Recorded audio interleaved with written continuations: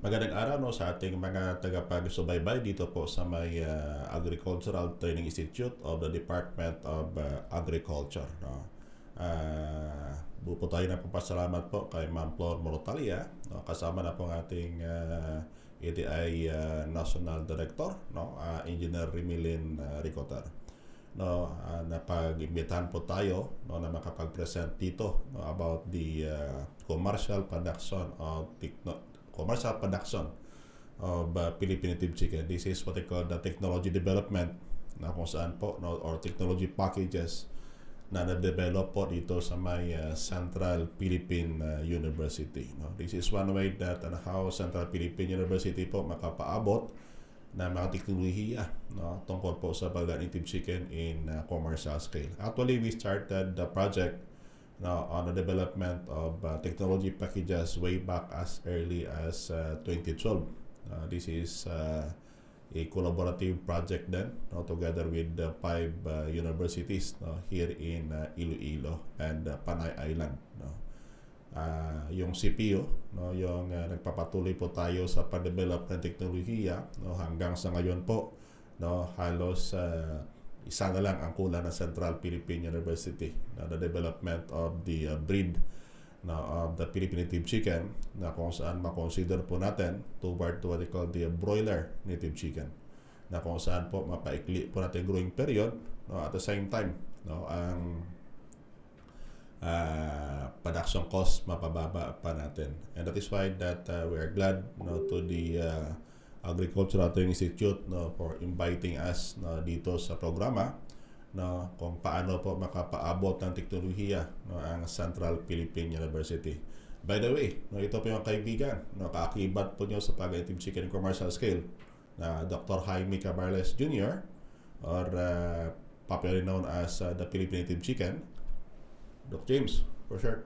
Magandang araw po sa ating mga tagapagsubaybay dito po sa may DYMT na saka sa ATI dito po sa Facebook Live natin. No, sana po sa susunod na mga minuto no, may matutunan po kayo tungkol sa pag-alaga ng native chicken in commercial scale. No, ito po yung ating advokasya na kung saan po no, mapalawak pa natin ang piling puntahan no, ng teknolohiya no, about commercial production of native chicken. Actually, the various input requirement on how you're going to produce native chicken in commercial scale makikita po nyo dito sa may Central Philippine University. Actually, yung makikita po yung background natin, no, that is what they call the combination then no, na technology that we develop no, at the CPU Saraga Farm na kung saan po ng manok, no, African hito, palay, saging no, halos na pag-integrate natin no, sa isang location lang. No. Ang isa lang doon sa nakita natin is that na when we implemented that project, no, yung kasing ginamit natin na medyo mga local available materials, but I think kung ginamit natin noon, no, that is made of kahit simento na lang, no, siguro na mapatagal natin ang useful life years yan. But this is what we call the technology now that is intended for a 1,500 square meters na kung saan po no, ang holding capacity niya sa manok that is about mga 4,500 na manok na native. Maganda tignan sa mga ka-native no? Teknolohiya. And that is why that ngayon will be presenting no, yung mga basic information no, on how to raise native chicken in commercial scale. No. Antabayanan po nyo every week will be presenting no, various technology dito po sa programa no, ng Department of Agriculture no, Agricultural Training Institute together with the collaboration with Central Philippine University na dito po sa may Haro, Iloilo City. No. Actually, yung ating paunang impormasyon na yung ating naka-series kasi ito. Ibig sabihin, every week pakiantabay po ng ating presentation dito para po masundan po ninyo. But later on, if you want the complete video presentation ito, you can have contact yung mga number na makikita po nyo dyan sa ating presentation po. Now, this is the first part of the technology packages that we'll be sharing now sa ating mga kababayan. Ang popular kasi na tawag namin, especially if we're doing it on the live stream program, we're doing it what they call the Kanative. So kung gusto po niyo masundan, you can check our Facebook page using what they call this logo. Makikita po niyo yung yellow na logo sa baba. That is what they call our official and copyrighted logo of the Philippine Native Chicken. So para sa kadagang impormasyon, you can visit that Facebook page or even our tawag dito yung ating website, thepilnativechicken.com. Isa kasi sa mga pangailangan natin is that and how really to set up yung native chicken farm po ninyo. Alam nyo kasi isa kasi ito sa mga consideration natin if you're planning to establish your own farm. Minsan yung mata kasi very deceiving. Maganda tingnan. Ang problema natin as we implement the project, minsan may mga challenges that we will be encountering on it. And that is why that we'll be presenting muna dito yung how to set up your native chicken farm. May mga karagdagang episode pa and other topic that we'll be discussing dito po sa ating programa together with the Department of Agricultural Training Institute. Now, how really to set up our native chicken farm? This will be your practical guide kung paano po natin ipatayo o establish ang ating project. So, ibig sabihin, we have here 5 topiko on this one. We have what we call the farm planning, PAPIAW na farm planning. We have also the legal and regulatory requirements, ang sources ng ating quality stocks, then even what we call the financial implication of establishing our own farm. And together with it, we have also what we call the record keeping.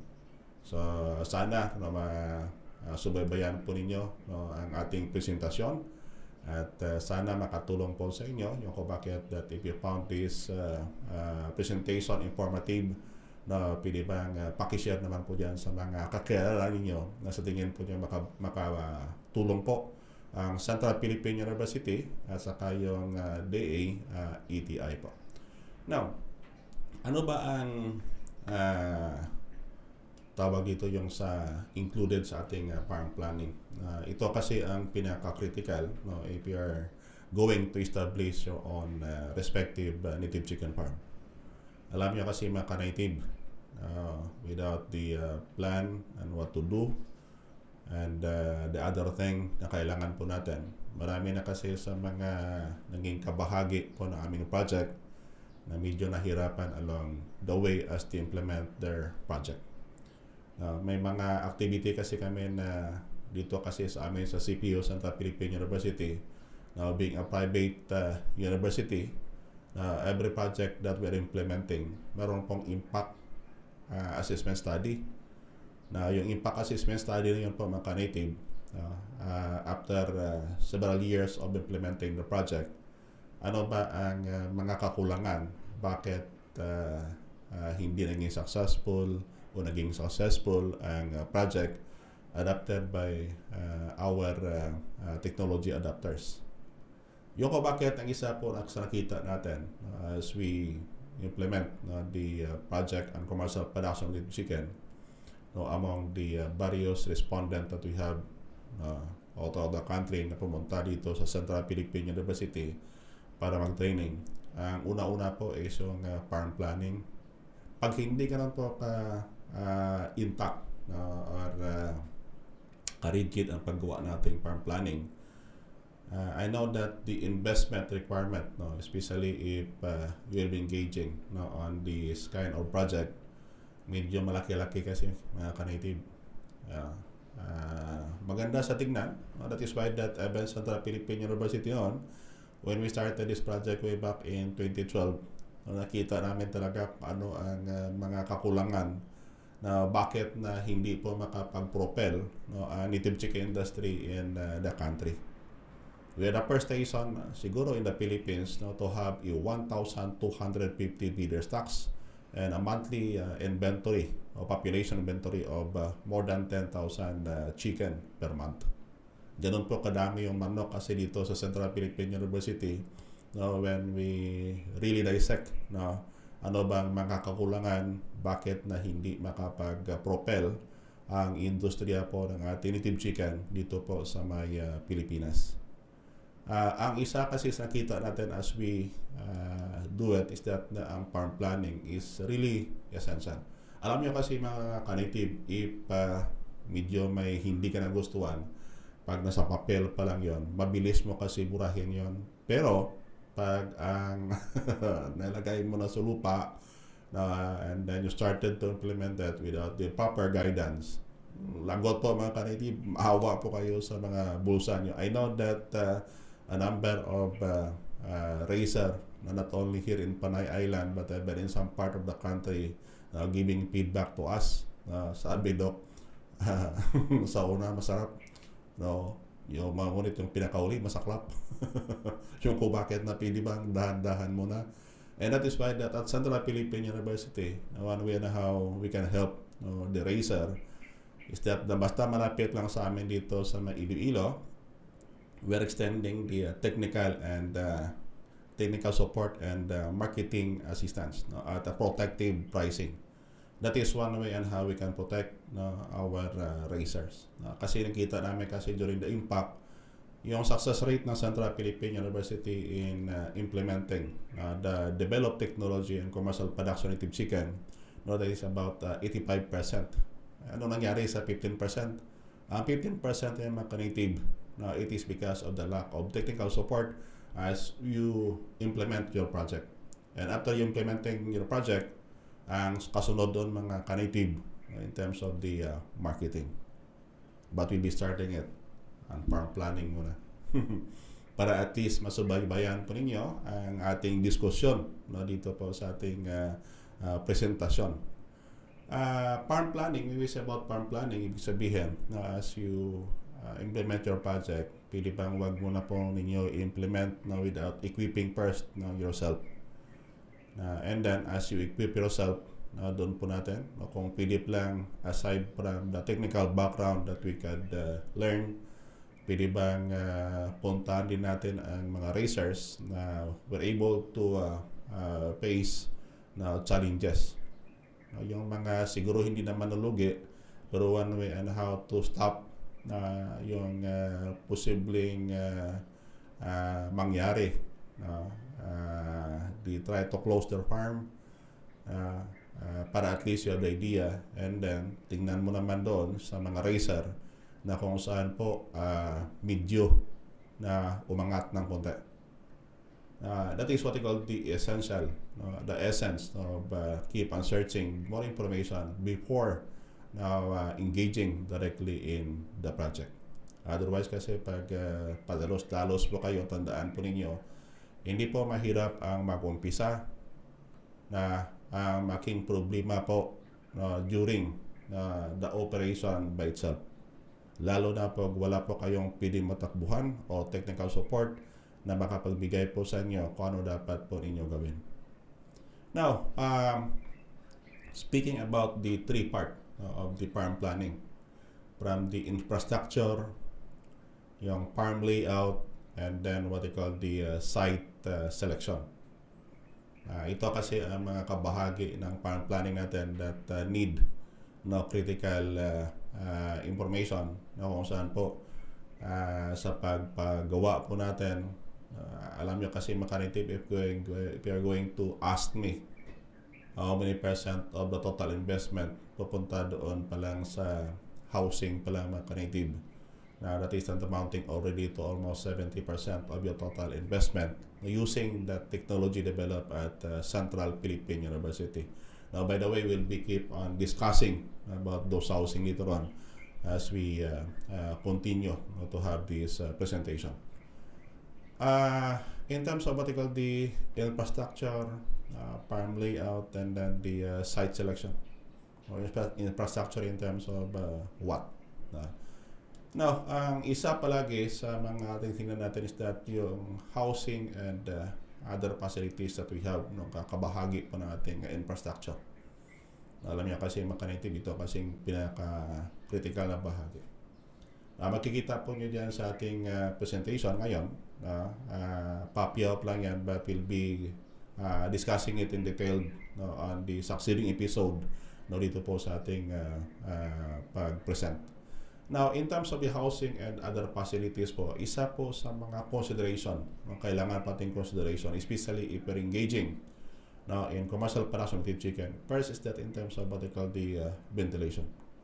Alam niyo mga native, when we ventured on that 10,000 monthly inventory of chicken in Leon Farm, then nakita namin ito kung gaano ka-critical ang ventilasyon sa pagmanukan. Otherwise kasi pag hindi maganda ang ventilasyon, ang isa palagi sa consideration natin is that the accumulation po ng carbon dioxide na mismo doon sa loob ng housing. Kasi alam nyo kasi mga native, yung mga sipon, halak, na isa kasi yan sa mga malaking consideration natin when we are raising native chicken. Now, when we try to inventory, actually, kung inventory po natin yung mikrobyo, in one of our studies, pumapakita pala mga native that as your flock size increases, ang presensya po ng various microorganism tumataas din. That is why that kung bago ka pa lang in a project, yung presensya naman ng mikrobyo hindi gano'ng kadami. Yung kung bakit na siguro sa mga nakapag-umpisa, bago pa napag-umpisa, kung ma-recall po ninyo, on the first 2 years of implementing your project, maganda yung paglaki ng manok po natin. Pero problema natin, habang tumatagal, dumadami yung manok natin na namatay, na mahina lumaki, and then yung fertility at stability natin bumababa.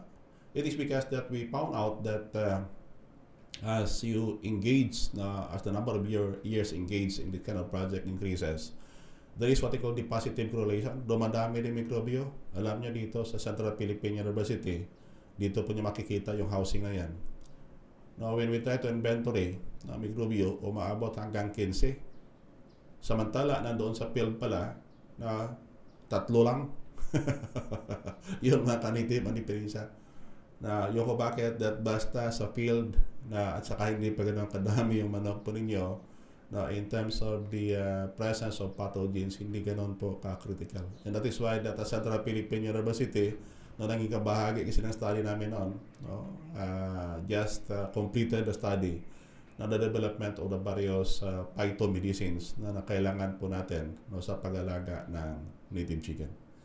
Ang isa sa kita namin is that na as we try to embark on the various level of enclosure, habang dumadami pala, lalo na po ang Mycoplasma gallosepticum, yung causes ng sipon at saka pati yung infectious bronchitis, tumataas ang cases mga kanitive. Bakit? It is because of the improper ventilation.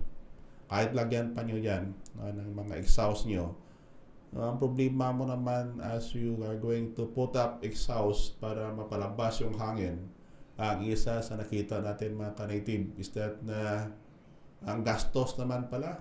Yung kung bakit nasabi ko is that na hindi lang pala ang consideration natin is more on what they call the raising, but if possible, we can reduce the possible cost of production. Yung kung bakit that we develop yung wireless boring technique dito sa CPU, that is one way that we can reduce the possible cost. Alam niyo mga native, as you raise native chicken in complete parents condition, the survival rate of your chicken is an average of 40%. Ibig sabihin for every 100 na yung natitira na manok ninyo, nandyan lang yan sa mga 40. Average yan mga kanitive. Magkano yung production cost yung ganon? Aabutin ng 250 po. And then it needs about mga 20 weeks on the average para po mabinta po yung manok nyo at the weight of about 850 to 900 grams mga kanitive.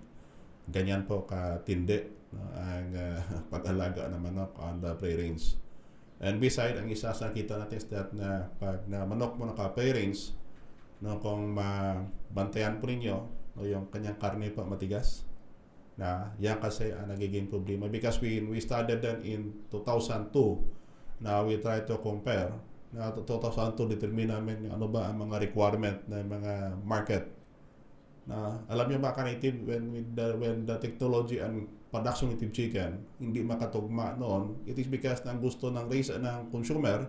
They're not buying native chicken because sa laki. No, they're buying native chicken because they are believing it is free from synthetic chemical, and beside na ang critical doon is hindi sa size but in terms of what they call the yung lasa ng karne, yung kanyang tawag dito, yung laman na hindi matitigas, no, juicy saya, na that is what they call the consideration. Yung ko bakit na into 2025 pinaluap pa namin ng study in terms of what they call the feedstock ingested by native chicken when they are in free range. Na marami-raming impormasyon po ang nakuha natin, no, because we used to focus, no, on this kind of technology development and commercial production of native chicken. That is why that sabi namin that na ang mga infrastructure nyo, lalo na po ang brooder, grower, even yung mga lagyan nyo ng patuka ninyo, no, doon sa essential, na even what you call yung mga footwalk ninyo na papunta po sa respective na housing po is very critical. Even the distances between the housing is greatly considered. Para maibsan po nyo ang magiging problema later on in terms of the occurrences of diseases, ang isa po laging i-consider natin is yung proper ventilation. Kung ang problema ninyo about brooding later on, we'll be discussing it in tuto pag punta na natin sa side na all about the brooding. Now, ang pangalawang consideration as we construct our housing, and even when we say about the housing, it may include yung mga door niya, yung feeding trough, drinking troughs, and even the lighting na can be critical. Tandaan din palagi mga native. Alam niyo kasi, when you design your housing, bina-construct yung housing niyo, ang isa palagi sa nakita natin is that in terms of the ease na and the daily course. Ibig sabihin yung mga ginagawa mo araw-araw, pag hindi po natin ganon na paganda ang layout, hindi po natin na properly construct yung designing natin, baka kailangan mo ng maraming tao. Yung ko bakit palagi sabi that na in terms of the Monday requirement, sa isang Monday, pag babain na lang natin yung diskusyon. Ilang manok ba ang kayang alagaan ng isang tao?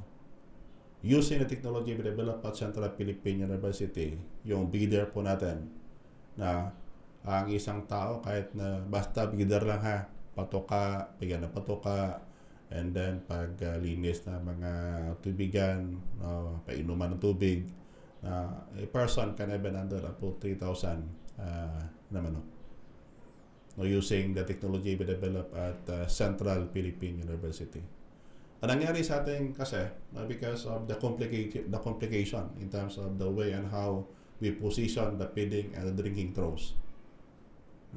Maraming tao kailangan nyo, and alam nyo mga native, as we are conducting studies related to this, ang nakita namin is that na as the number of personnel engaged, madami, the efficiency of the operation is always affected. Yung ko bakit sabi ko is that kung ganun din lang, pwede bang bawas-bawasan natin, and how we can reduce the possible engagement of laborer or farmhand or farmhead.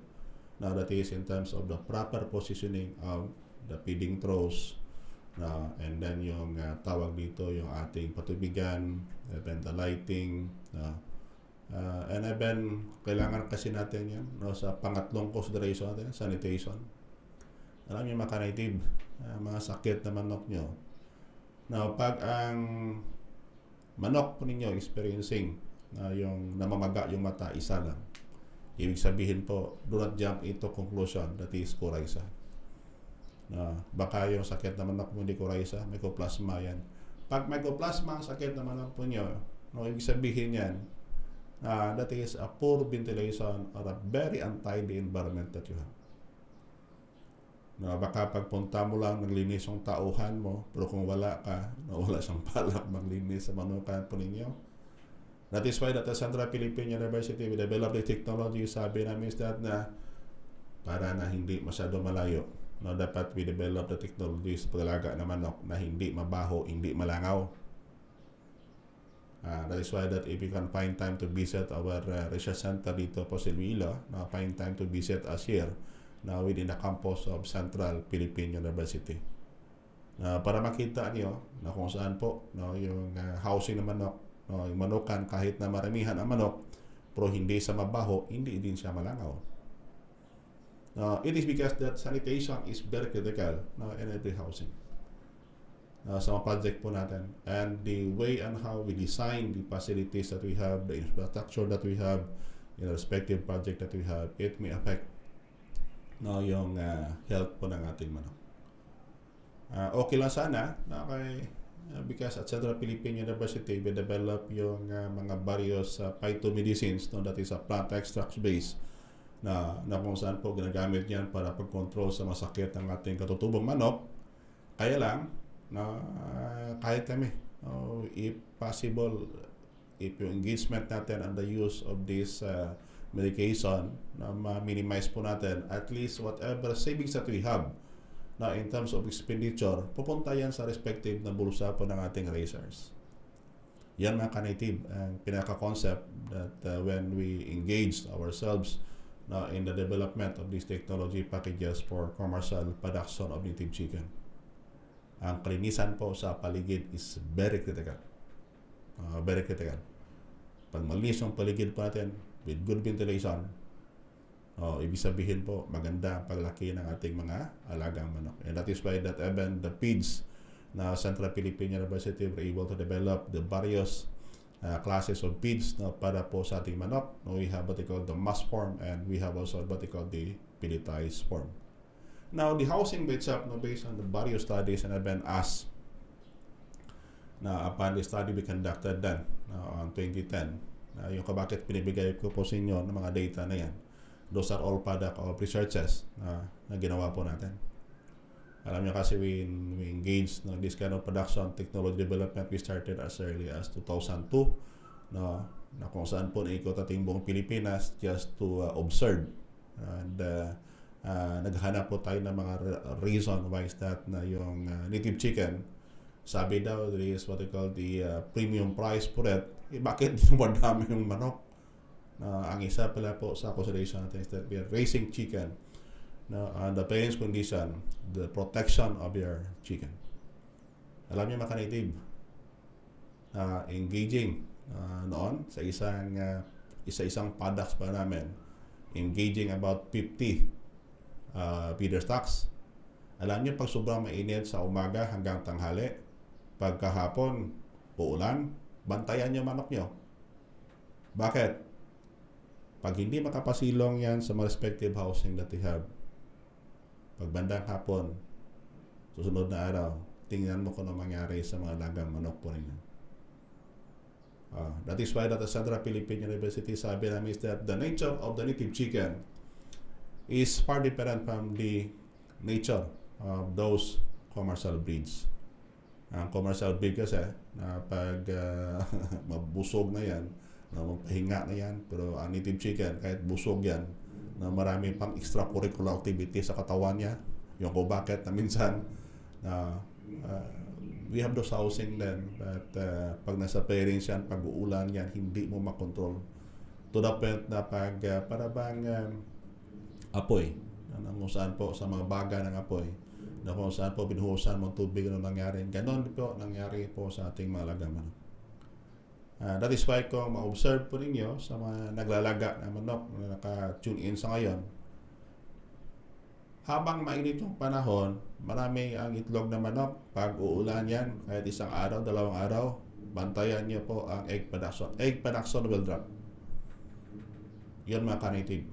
And that is why that the housing that we are providing at Central Philippine University, sabi ko is that it will be engaging na kung saan po ang mga stocks po natin na doon yan sa mga maramihan Lalo na pag ang mga bidder stocks po natin aabot ng more than 100 na inahin at saka tandang, pwede ba magbigay ka ng provision for their housing na kung saan po you can partly control or you can control their movement.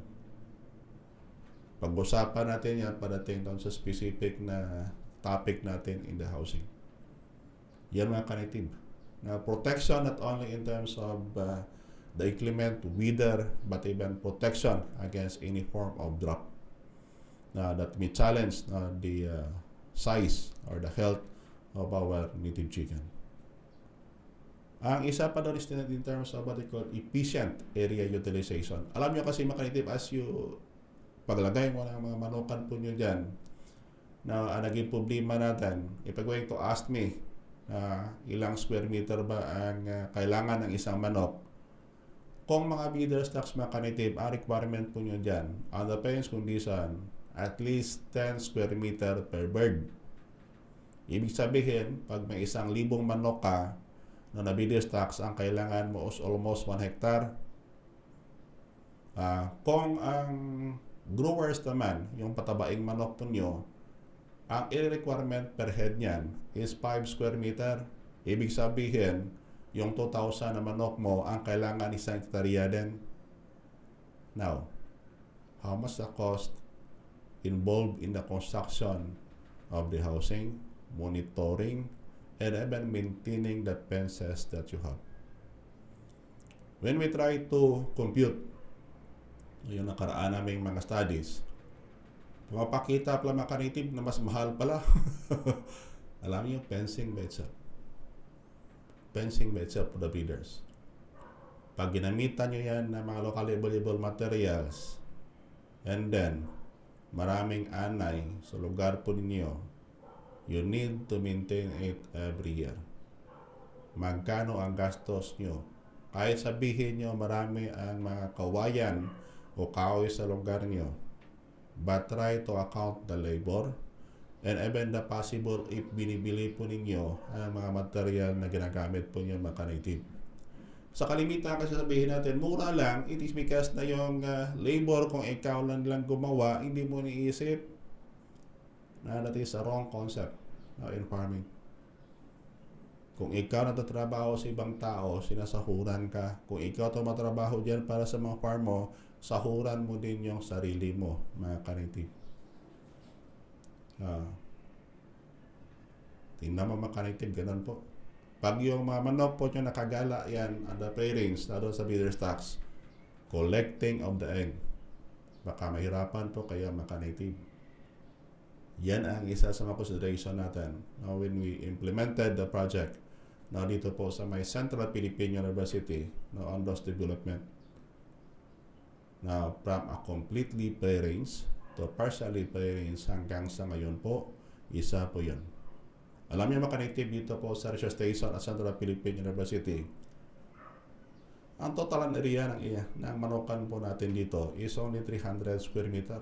Pero ang loading capacity yan mga kanitib is more than 1,000 heads of chicken. Ganun po mga kanitib. Tingnan po nyo. Alam nyo sa karamihan sa atin, pag yung respective farm po natin, malayo po sa atin, and we try to visit our farm, possibly, siguro, iba once a week o baka iba once a month, tingnan po nyo kung nangyari po sa project po ninyo. And that is why at Central Philippine University, sabi ko, hindi palapit natin doon sa tao. Para at least, ikaw may-ari, malapit po sa inyo, no, you can monitor your project. It is always our goal, especially for the weekend farmers, na kung saan po, na padating ng panahon, parang kanta ata yun, na mag-retire ka, na you have your own project, na kung saan po mapagkunan po ninyo ng inyong mga daily expenses para makanitig. And that is one way also on how to help yung mga kababayan po nyo, mga kamag-anak po nyo sa lugar po ninyo. Kaya lang mga kanitib, wala pong replacement sa may-ari. Even you are going to have it, yung IoT, na Internet on Thing, na baka dagdag gasto sa yung mga kanitib. Yung kung bakit as you do your farm planning, tingnan po nyo kung paano po tayo makatipid. Hindi ito po karera na kung saan po pagandahan ng farm. Hindi. As you engage yourself in raising native chicken commercial scale, ang kailangan po ninyo is on how efficient you are going to use the available area that you have and how efficient the production system that you are doing in your respective farm, mga ka-native. Otherwise po, baka malagay po tayo sa langanin, mga ka-native. Now, that is why that we are sharing this technology po sa inyo. Paunang kwento pa yung mga ka-native. Now, how about in terms of what they call the farm layouting? Alam niyo mga ka-native, very critical po to. Pag marami yung manok po nyo like what we have then in Leon Farm, na kung saan po ang bisita buwan-buwan, hindi bumaba by 3,000, productivity is greatly affected. Tandaan po yung mga ka-native. Yung ko bakit sabi ko that na pwede bang kontrolin po natin yung traffic, yung pagpasok ng tao. Bakit? Lalo na sa yung panahon that we are challenged by the presence of what they call the avian influenza. Ang tanong ngayon, how we can do what they call the farm layouting. Now, critical po ang pag-layout po ng respective farm po natin. The way where we're going to put our breeder place, yung ating brooder grower area, and even what they call the viewing area. Alam niyo kasi mga ka-native, hindi naman pili kasi na pag may bumisita sa farm mo, sabihin mo, bawal bisita dito. Baka maging magsama, sumama yung loob niya, like what I've done then. Alam niyo mga ka-native, pag you have 1,250 na inahin, ang native na manok hindi pa ganun kataas ang egg production compared to layer, na you can harvest about mga 35% or even 40% of egg on the daily basis, pero yung average niyan, that is range from what they call doon sa mga 20% na plus minus 5 pa yan. Pag may matao pumasok po sa lugar po nyo, lalo na po ang breeder area po nyo, na kung saan po malapit doon sa daanan ng tao, lagot na mga ka-native. Bakit? They will experience stress.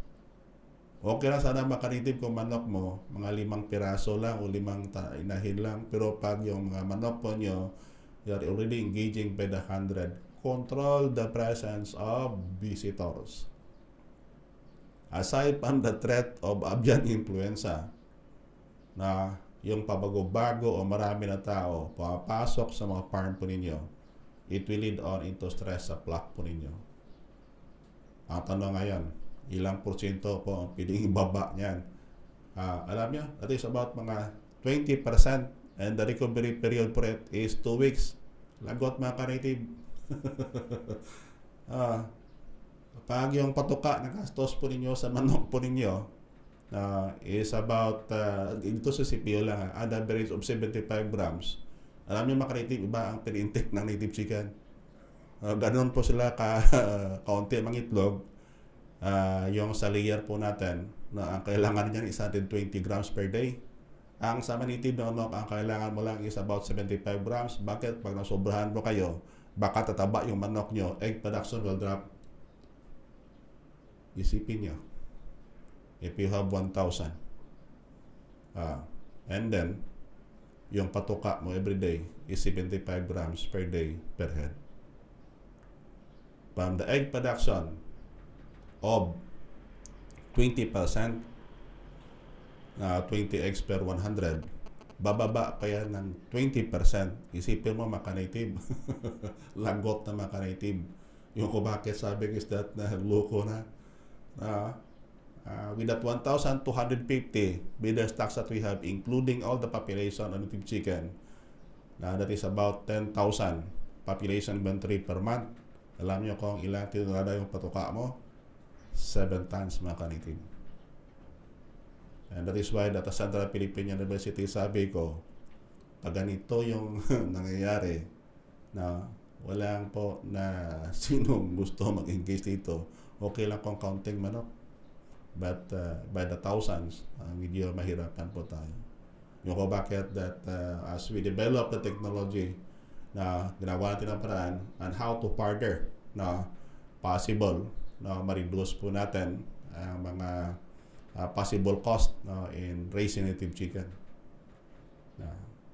Yun mga native. Farm layout po lang mga native. Ilang style pa lang po tayo mga native. Antabayanan po niyo sa susunod because that will be further discussing ang mga samot-saring bagay na tungkol po sa palagang native chicken in commercial scale. Ito pa kasi yung mga practical guide muna natin and the raising of native chicken and how to set up your native chicken farm using the CPU developed technology particularly in the commercial production of native chicken. Farm planning pa yung mga native. Yung kung bakit that if you found this program informative, antabayan nyo naman susunod ng episode natin and kindly inform yung mga kakilala po ninyo na sa tingin po ninyo makatulong po ang Central Philippine University and the Department of Agriculture Agricultural Training Institute. So in behalf ng aming presidente, Reverend Dr. Ernest Ward Guhoy, ito po yung kaibigan, shortcut na lang, si Philippine Native Chicken. Doc James, for short, maraming salamat po kay sa ating ATI for giving this time para po makapag-share ng information. Antabayan nyo naman susunod na linggo ang karagdagang impormasyon tungkol po sa farm planning. Ulit, magandang araw po sa ating lahat.